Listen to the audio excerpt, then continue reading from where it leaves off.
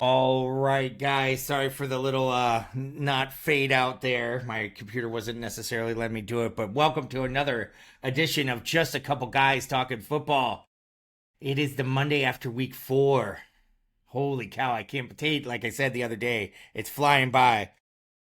What are your thoughts so far Yeah, for this it's week? flying by. Another week of a few upsets. The Jags, the Giants. Um, Yeah. we both took the Ravens, but we were both kind of like, well, it's an arrowhead. The Chiefs are back. The Ravens are struggling big time.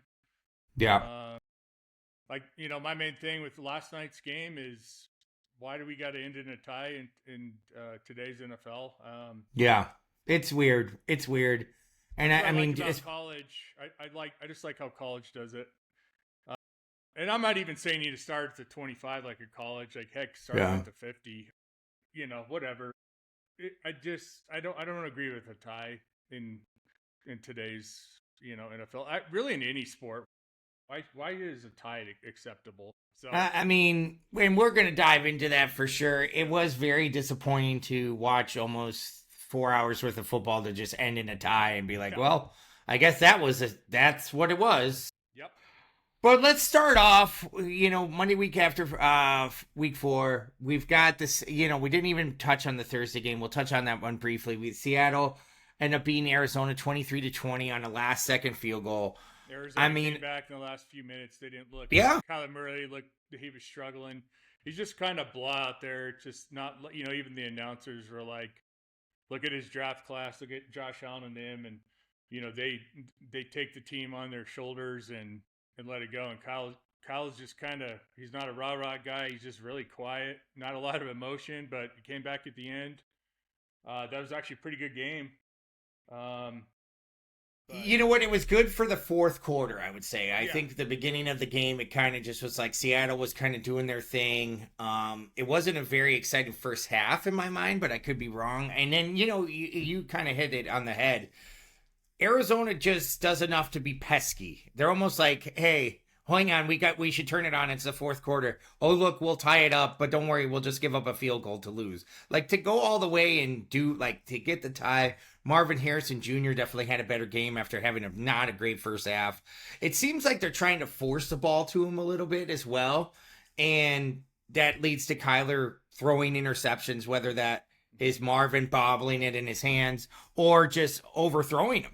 It doesn't seem like they're on the same cue, is what it kind of seems like to me. And to your analogy of putting the team on their shoulders, Kyler's shoulders, no pun intended, aren't that big, and I don't think that he can carry the team. no, I He's think almost like a he's a younger, faster version of Russell Wilson.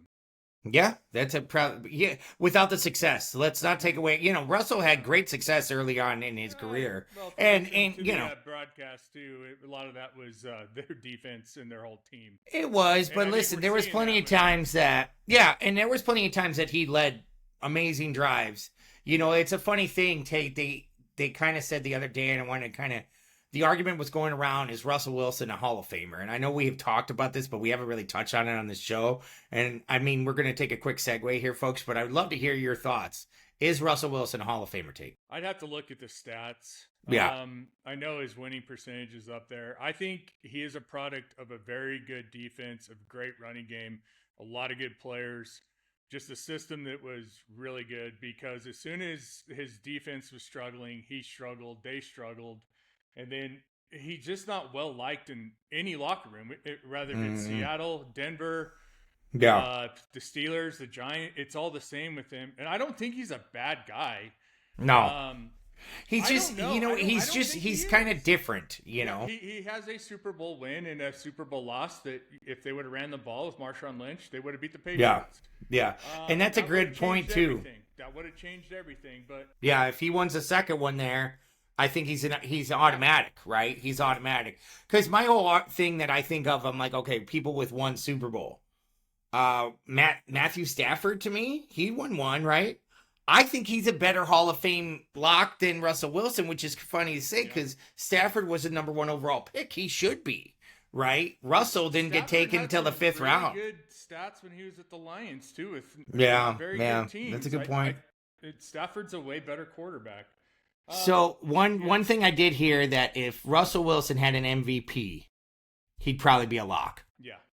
Which and that is an interesting point. You know, he had Pro Bowls, but I don't count Pro Bowls as a thing anymore. I mean, what are they playing? What are they throwing? Footballs through hoops, and I don't even know anymore. Playing flag football. So, Yeah. all right, quick segue there, folks. But very good point that Seattle actually looks pretty locked in. Looks like they're going to be a team to be. I have a hard time with. I'm telling you, and I said it at the beginning of our show this year. I think the Vikings are crazy not re-signing Sam Darnold. I know they got a first round draft pick in JJ McCarthy. I would have kept him. I would have, like, after the year he had. I know they stumbled at the end of the year last year, but his stats, everything that he did last year, he's gone through football rehab and he's showing it with Seattle. So, Mm-hmm. and I Yeah, just I mean, here's the deal. I mean, perfect segue because we did see the game in Dublin, Ireland, where the Pittsburgh Steelers held on for the victory 24-21 against the aforementioned Minnesota Vikings. And Carson Wentz in that game, he had a better ending, but man, it wasn't a thing of beauty by any means. I mean, he had 350 yards, 2 touchdowns. But I mean, early on, it did not seem like he was comfortable at all. It seemed like the Steelers knew to bring extra people and they were in there. And to your point, if you already know that's what you got with Sam Darnold, you don't know what you got with JJ. It could be a huge argument that right now, if Sam Darnold was on Minnesota, they could be 4-0. They could be 4-0. That's the whole point, I think. Brett Favre and Aaron Rodgers. Yep. Yeah. I mean, yeah. He sat 3 years, 4 years. Yeah. They say it takes a new quarterback 3 to 4 years to learn a system, and granted that's playing, but yeah, I would have done that, especially how good of a year they had. But it is what it is. Yeah. The Pittsburgh game, they were beating them up pretty good. Then Minnesota made a run at the end there. So it was kind of amazing. And you know what? To be honest with you, Aaron Rodgers looks like he's getting a little bit more comfortable with Pittsburgh now. It looks like DK Metcalf and Aaron Rodgers are definitely getting on the same page. And then here's the thing too, Metcalf, if you let him get any speed, that man is gone. That one that he took 80 yards to the house was awesome. And he's just built like a brick house. He's fast as a train. It's just really crazy. It was a fun thing to watch.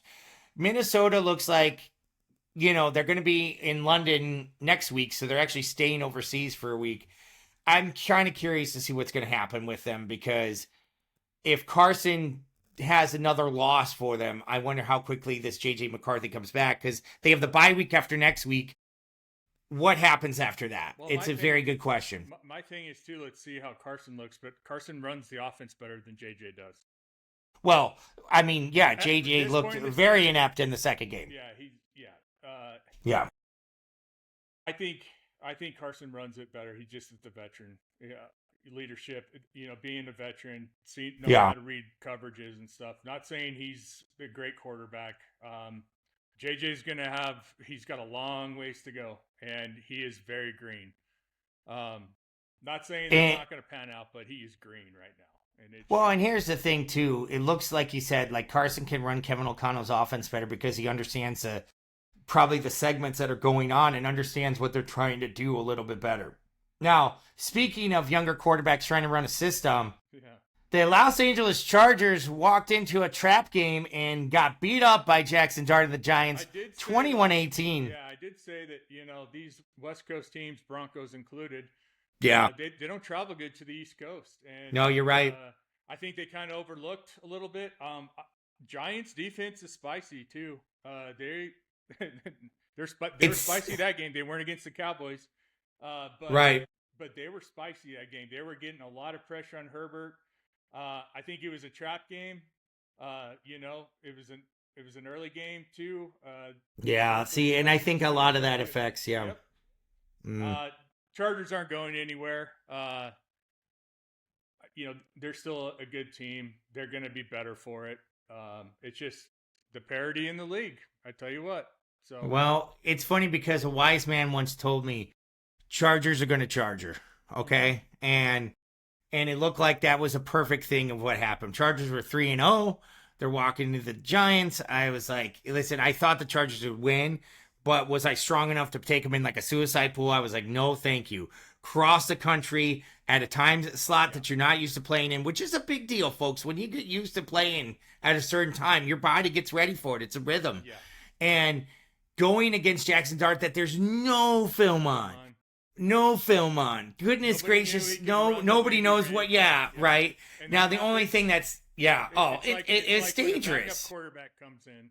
Yeah, It it's just, has 1 or 2 games. It's like what was it? The quarterback for the Minnesota Vikings a few years ago, Dobbs, was it? yeah, Josh Like Dobbs. he It just has, came out of yeah, nowhere. Nobody had any film on him. and he's a very solid backup. But yeah, it just happens. He looked really comfortable back there too. He And the definitely Chargers had some defense is moxie. good. Yeah, Yeah, he had so some moxie. Yeah, for sure. The only thing that really, yeah, go I ahead. commend the Giants for starting him too. Yeah.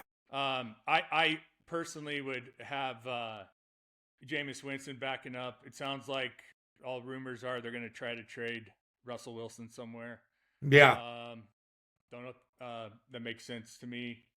I'm sure Russell's camp wants him out of there too. Because Well, I mean, here's the thing. Russell still has in his mind a little gas in the tank, and he's not going to learn. He's not going to see anything different being behind Jackson Dart. Let alone, I don't think he is the right person to have behind Jackson Dart. Because in a way, I think Russell Wilson, deep down inside, wants to still start. So with that, I don't think that he's going to provide Jackson with the best info. Hey, Rook, did you see that on the surface? No, he's not going to do any of that. I mean, the thing is, the Giants had this great crowd going nuts for Jackson Dart. Such a great time to start him. Start him at home.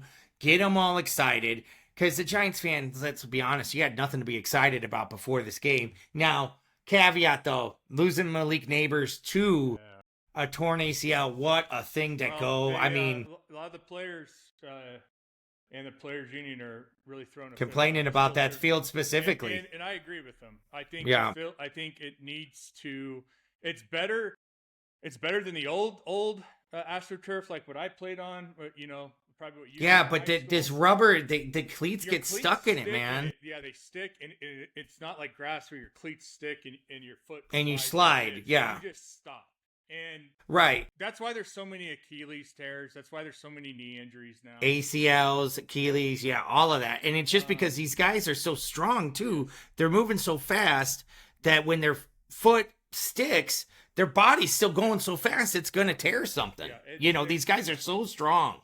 So I agree. I agree with them. The game should be played on grass. It's like these teams have enough money to. I know grass is high maintenance, and then it turns into mud. Who cares? That's what the game is supposed to be played on. But we'll never see it. I don't think we'll ever go that way. It's made it this long. But yeah, so it's something needs to change. I mean, I saw Odell Beckham Jr. posted something, feeling bad for Malik Neighbors and all these things. And I'm sure there's a little LSU love there, connection between the guys. But if you have that many injuries specifically on that field, it might be time to look at it, because now you're without Neighbors, who technically could help your season on selling tickets, on selling jerseys, on selling all those things. You just got this excitement with Jackson Dart, and now it's kind of feels like the air went out of the room a little bit. Speaking of air letting out of the room a little bit, Cleveland Browns rolled into Detroit and got pummeled 34-10. I'm not shocked by this. You're not shocked by this, but did you have any quick thoughts on that game? It was close. In the first. Yep. And then the Lions turned it on. Yeah. Flacco's done. If I'm the Browns, I'm starting Gabriel and even giving Shadur a shot. I mean, well, do they still? I mean, because at least let's see what you got in Gabriel, and if he's not working out, start Shadur. See what you got. If he's not your guy, they're probably going to be picking the top 3. If he's not your guy, maybe you could make a trade, for a 6th, 7th rounder for him. But let's see what you got in these 2 young kids. Well, I mean, you know what Flacco is? He's a backup. He's like Steve DeBerg. Yeah. Remember old Steve DeBerg back in the day? Yeah. Yeah. He can run an offense. He can come in for a few games. It's just no. But I mean, here's the thing. I totally agree with you. And the part that I want to say is he threw an interception in the first half that I don't know. It was terrible. And to be honest with you, if he's the quarterback making that throw and that decision to throw that ball, that questions a lot for me. And listen, I know I'm not a quarterback or anything like that. I'm just a guy talking football. Just one of these guys. Just a couple guys talking football. But I mean, come on, that was awful. And you're absolutely right. If you're going to be this bad, you might as well see what you got to see if any one of these two kids that you got can actually play. They may just give it to them. I mean. Listen, and we both thought that there was going to be an emotional letdown after that crazy comeback from behind victory against Green Bay. But going to Detroit, and listen, Detroit is on. You made a very good point. Jared Goff had a couple bad throws in that game too, but the key is that offense is just firepower when it wants to. Jahmyr Gibbs, Amon-Ra St. Brown, Jameson Williams. David Montgomery barely even had a day yesterday. I think he rushed for like 10 yards. Yeah. And they manhandle them. Things so well. They just do so many things. It's the little things, right? Yep. Now, one game that was a little surprising. I don't have much to say on it. New Orleans held tighter than with Buffalo than everybody thought. 31-19, so they covered the 15.5. Yep. But at the end of the day, the Spencer Rattler experiment to me is, It's going to be rough. And like I said to you, like you said the other day, I think it's about high time that they start looking at trading some people. And I guarantee they are. And no team will do stuff until it gets closer to the trade deadline because until we're mathematically eliminated the season. Yeah, You know, the office is talking about what they're going to do. And they need a complete rebuild, retool everything. So start moving what you can. I don't care if you're getting 6th and 7th round picks.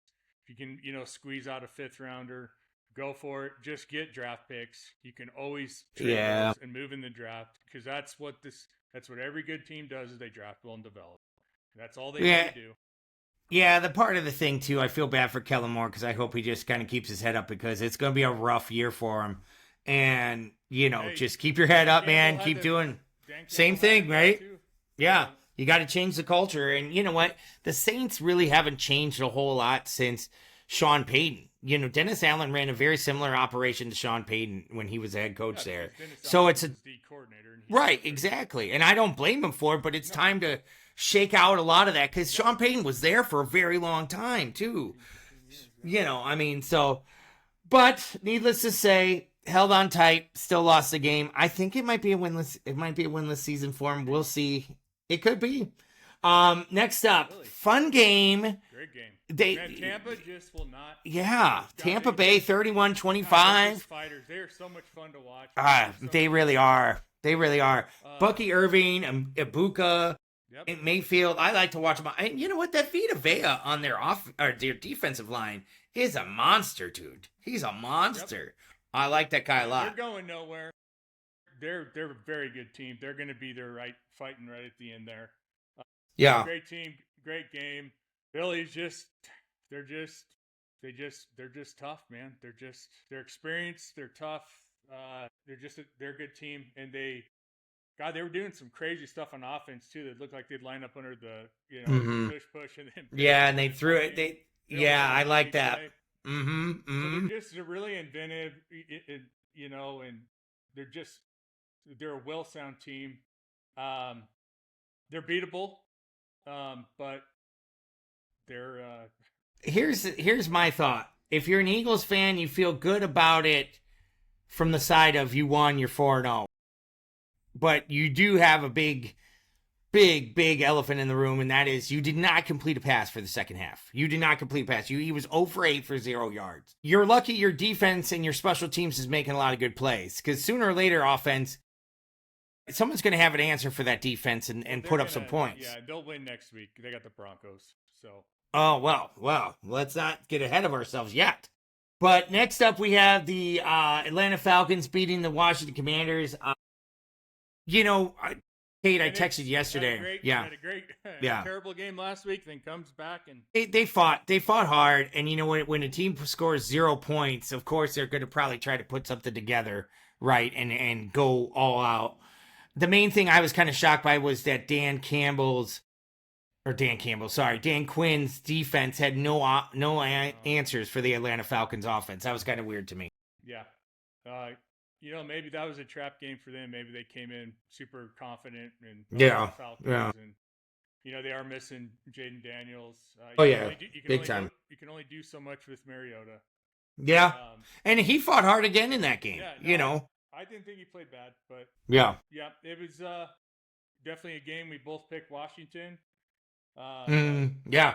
And then I mean, it was a dead wrong on me. I got nothing. I didn't even get the over under. yeah. So, the next, Yeah, go ahead. The Texans and the Titans. Well, I mean, come on. There's a 26 to nothing. Nothing. And by the way, though, talking about the Titans, I don't think that they're going to have an offensive explosion the next game. I don't know what's going on. I mean, I know that they were trying to change the culture there. I know it could take a little bit. I don't know what direction this Titans team is going with. I don't understand what their strengths are on offense or on defense. It's just really kind of weird to me.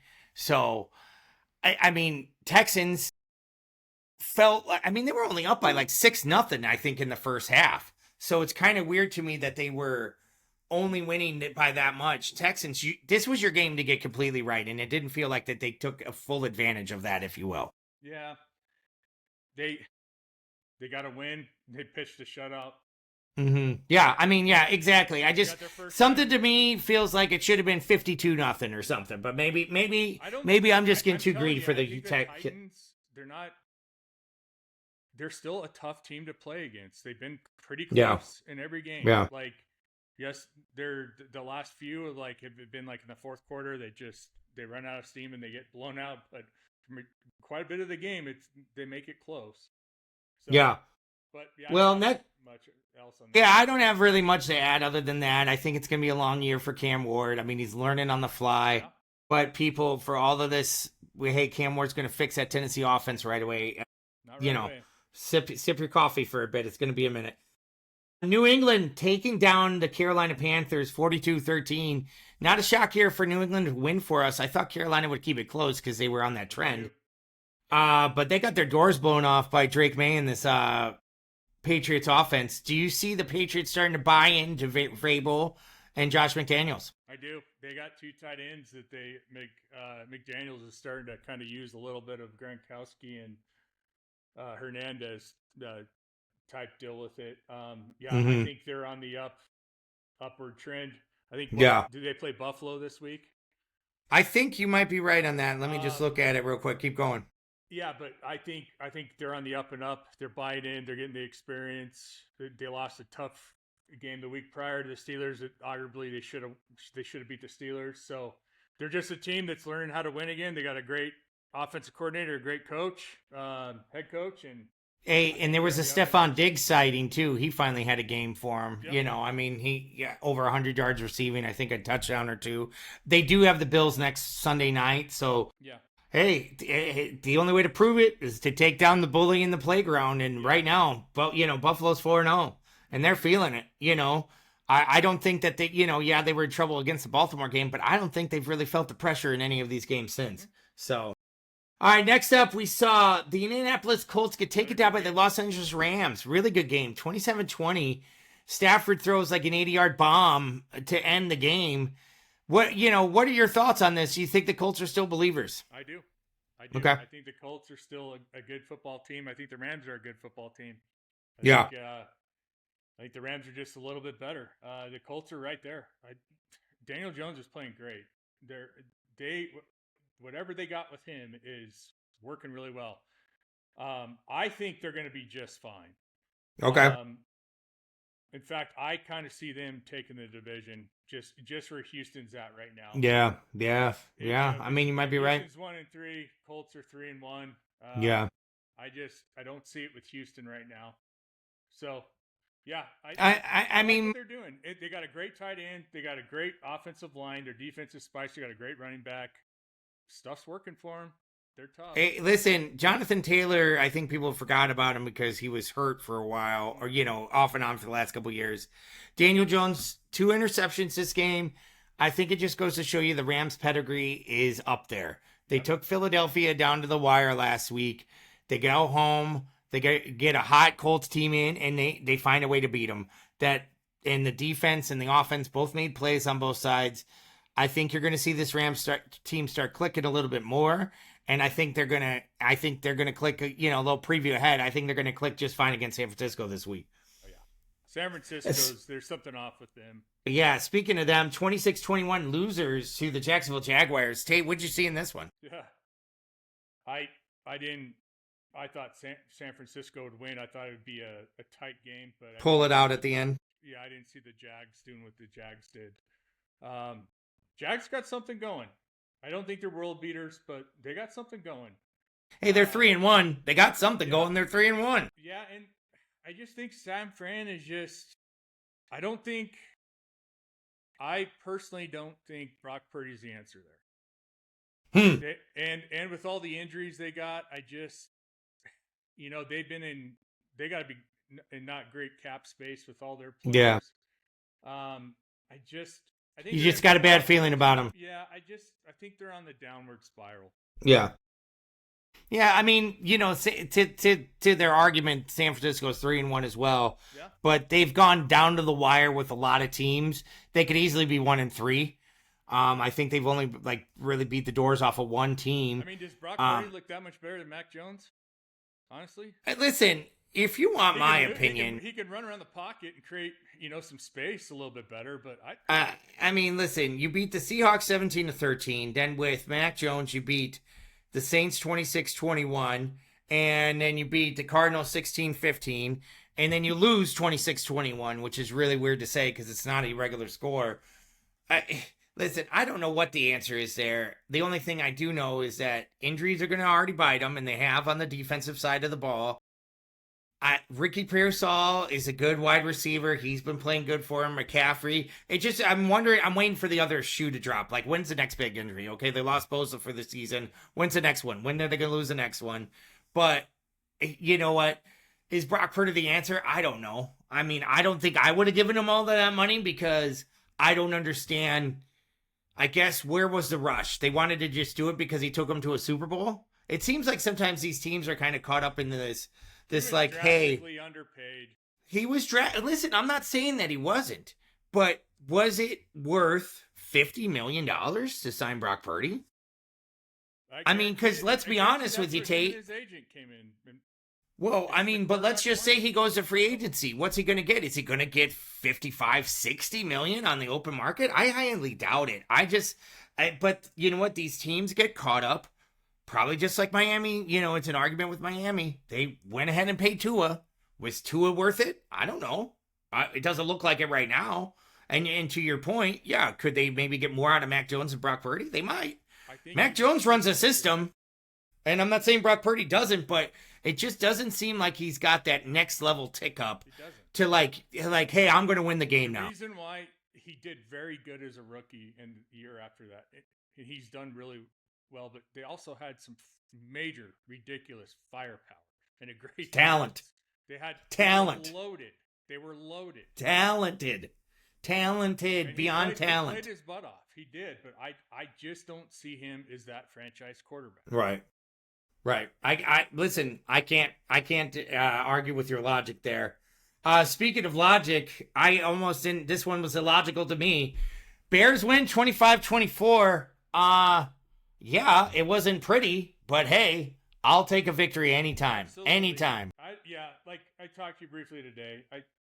Good for the Bears. I don't care how you win when you're a team like them that's young, a new coach coming in, and a young quarterback. You just got to get some wins. Yeah. And yes, they should have probably beat them more. The running game wasn't working. A lot of it wasn't working, but they found a way to get a win on the road. Good for them. Good win. Yeah. Like Ben Johnson said, great character builder. Yeah. Character win big time. Smith he's a backup. Oh, I love when you texted me during the game. Oh, Gino. Oh, Gino. He's a backup. Oh, Gino. He's a great backup. He's a Listen, great backup, but he is a backup. he had 3 interceptions. They had a fumble. Bears had 4 turnovers go their way. They really barely got any points off of it, really. But they did find a way to win. Those 2 interceptions that he threw to Byard, that safety, Byard did an amazing job of just reading Geno, knowing that he was going to Jacoby Myers, and just reading the route tree and jumping up in front of the ball. It was unbelievable. Listen, the one thing I want to say is the Bears owe their special teams a game that game. Cairo Santos, even though the offense couldn't put the ball in the end zone, he put up 4 field goals, and, they blocked a field goal at the end. That's huge. Max Crosby gave us everything he got. Jeez Louise, the guy was everywhere. Not only that, Genty tried to give, had his coming out game against the Bears. What about Max But Crosby? How long do you stay with the Raiders? I don't know. He seems very happy there, which is I think he's great. happy with Pete Carroll. He wasn't happy the last couple of years. And I think Pete Carroll's, I still think Pete Carroll's going to. Hey, listen, the Raiders had every chance to go yesterday. It wasn't our day. Let's fold up the tent. The Bears are going to get us. Let's just fold it up. They fought hard all the way to the end. I give, Ben Johnson said in his post game to the team, he goes, I give those guys a lot of credit over there. I do too. Because when the ball keeps getting turned over, you could easily just go, hey, not our game. Let's go. But they, Crosby had his first career interception, I think, when he batted the ball up so much because he was just reading Caleb perfect. Yeah. Listen, a win's a win, Bears fans. Be happy about it. We're 2-2 going to the bye. That tastes so much sweeter than being 1-3. Now, speaking of 1-3, there is a team on this next game that is 1-3. That's the Baltimore Ravens.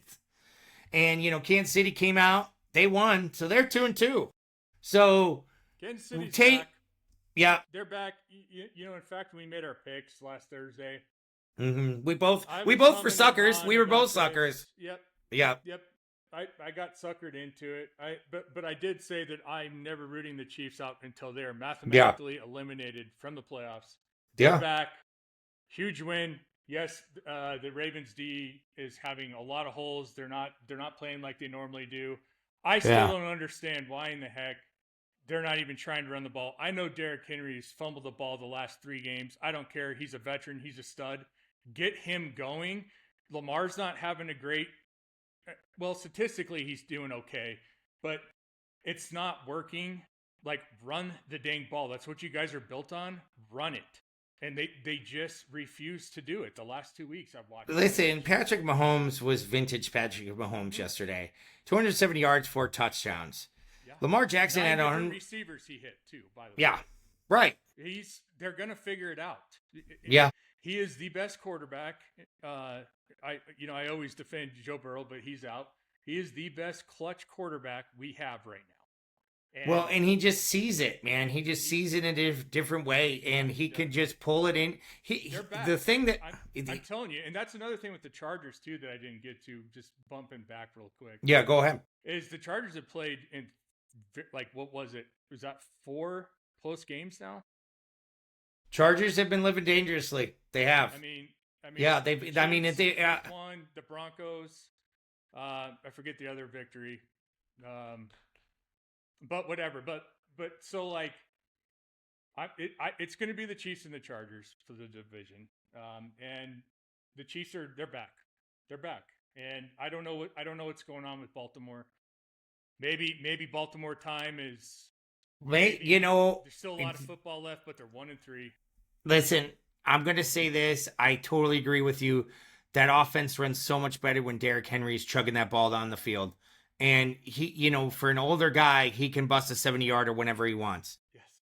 Here's the other part that if I'm a Baltimore fan, I'm really nervous about, and that is my defense. Yes. Where is this vaunted Baltimore defense? Where are they? They're letting people put up points left and right. Yeah, it's not like it's been a 1-week thing. This is 4 weeks. No, it's all year. So it's all year. Like you are who you are.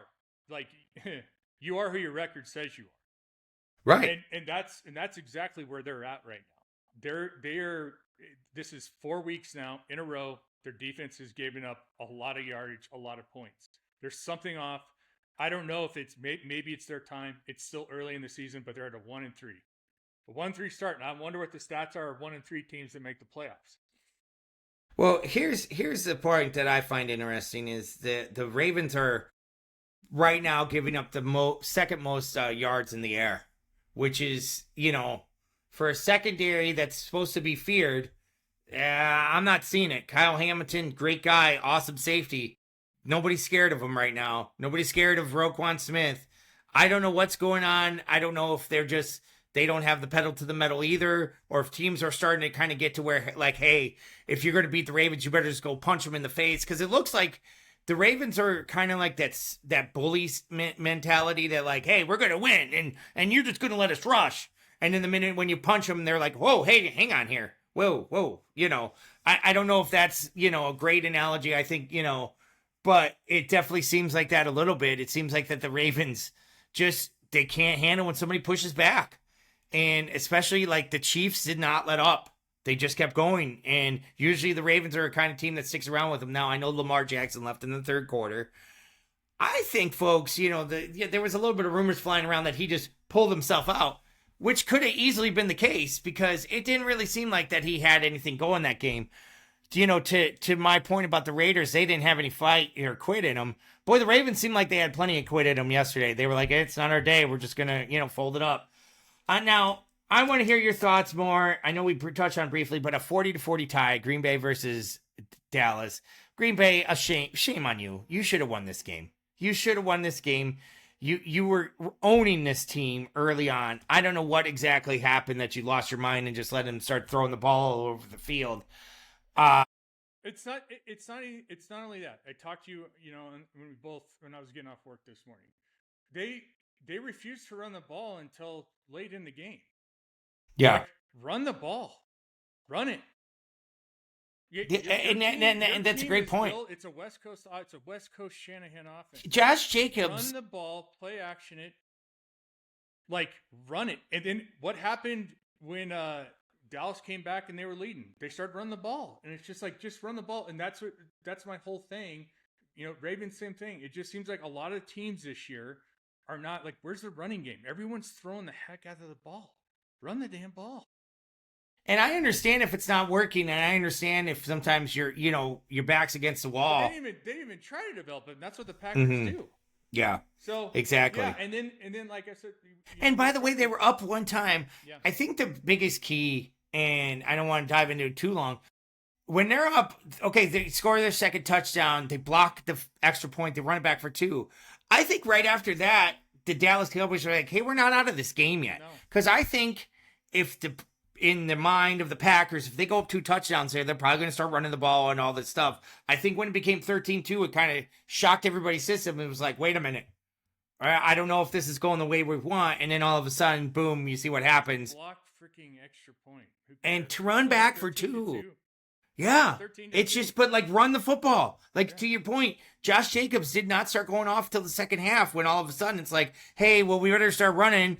And then, by the way, he's busting 30-yard runs and scoring touchdowns. It's kind of funny, And especially against the Cowboys defense, too. Well, let's talk a little bit about these games tonight. Yep. I want to get a little bit more of your thoughts. You got your boys playing Cincinnati. So, guys, we got the Jets versus the Miami Dolphins, and we got the Cincinnati Bengals. Yeah. Me and you both, did pick the Dolphins. The more I did. think about it.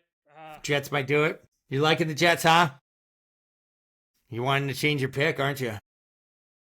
I'm not gonna. I can't change my pick. You would think the Dolphins kind of showed something last week. Yeah. They're at home. They're at home. They're at home. They're at home. It's a division opponent. It's time. Lost the locker room, but this is the only. Too, and Fields is back, so. Yeah, I don't know. This one's a tough one for me. This one's a tough one. I'll tell you what. Why I still lean Miami is because Miami needs this one, or else it's over. I mean, not that it's not already over, folks. But if McDaniel loses this game, he might as well pack up because I don't think he's going to see Week 5. No. That's my opinion. Yeah. No, Cincinnati Bengals versus Denver Broncos. What are the last notes that you're thinking of today? You've sat with it all weekend thinking about this game.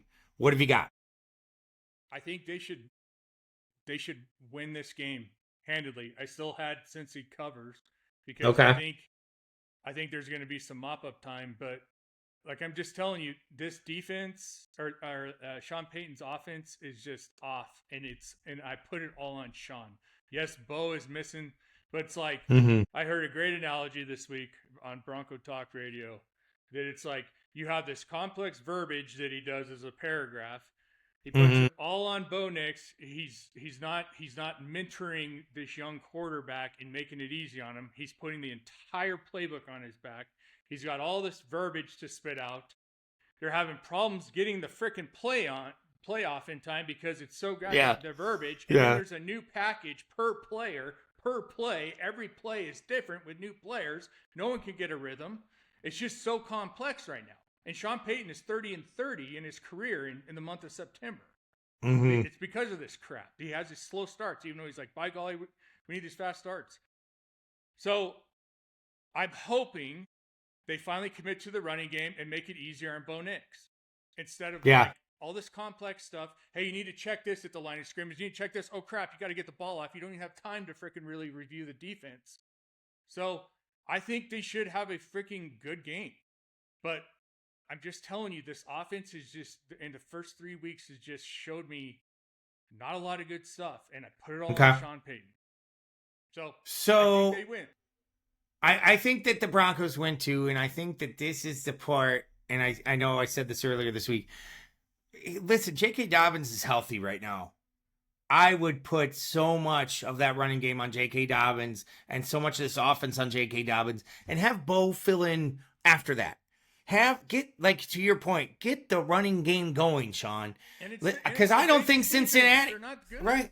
Yeah. Their defenses, they should put up 30 plus points tonight. And it's at home, to your point. Like Denver, they had Mile High. Terrible losses by 4 points combined to two very good teams. Right. It's like, get it on the right track right now, right here, right now. You're at home again. Monday night. Yeah.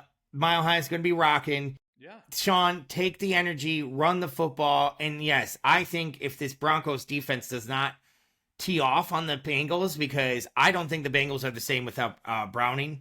Or with Browning in there. I mean, without Burrow, Chase, Higgins, Brown, I don't think it matters because I don't think that they can get any of their offense going that they need to. This is the time for the Denver defense to feel good too. Go out there and push the Bengals around, and challenge them. See if they're going to do it. They really need this win with the division, with the Chiefs and the Chargers, and then they go to the Eagles next week. They're not going to win that game.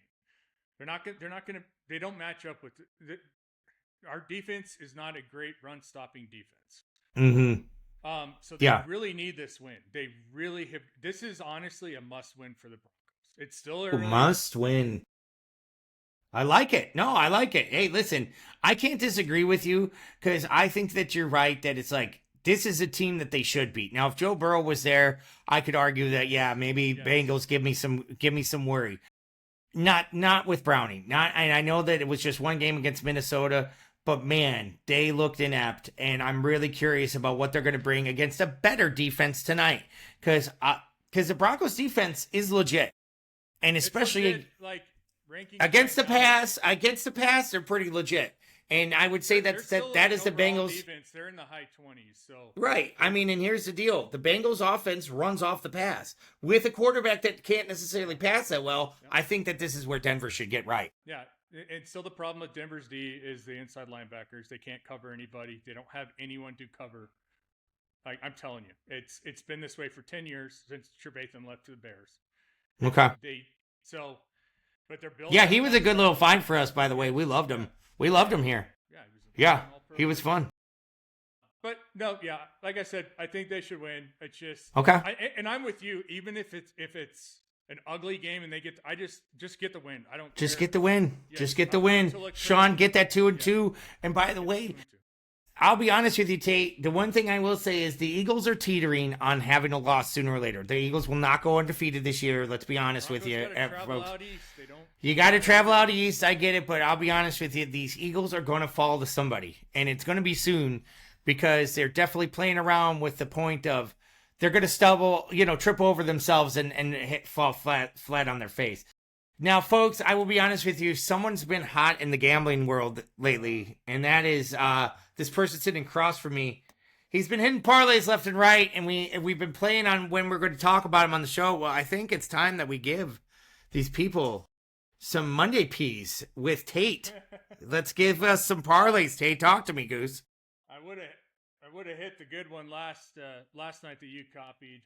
All we needed was the Green Bay Packers for the money line. And folks, let me just give you a little preview of what that one started off at what, plus 3,700, yeah. Right?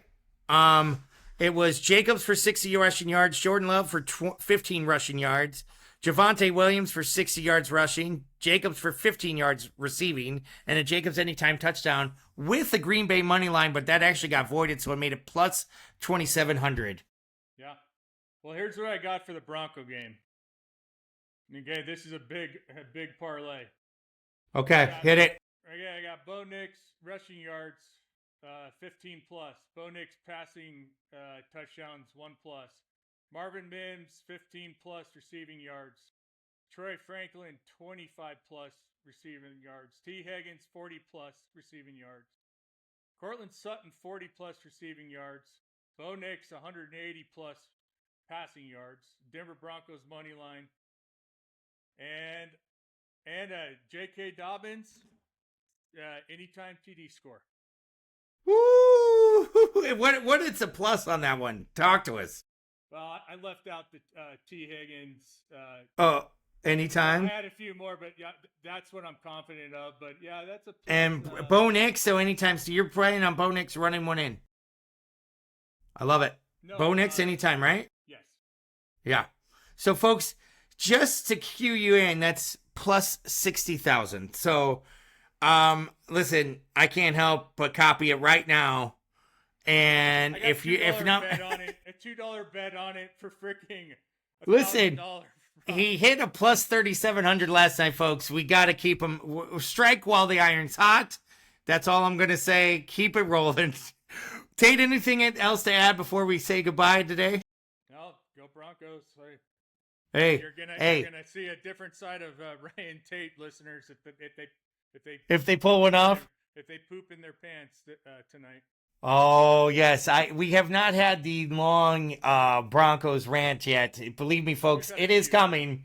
We've had a few, but not the long where the sky is completely falling and the season's over.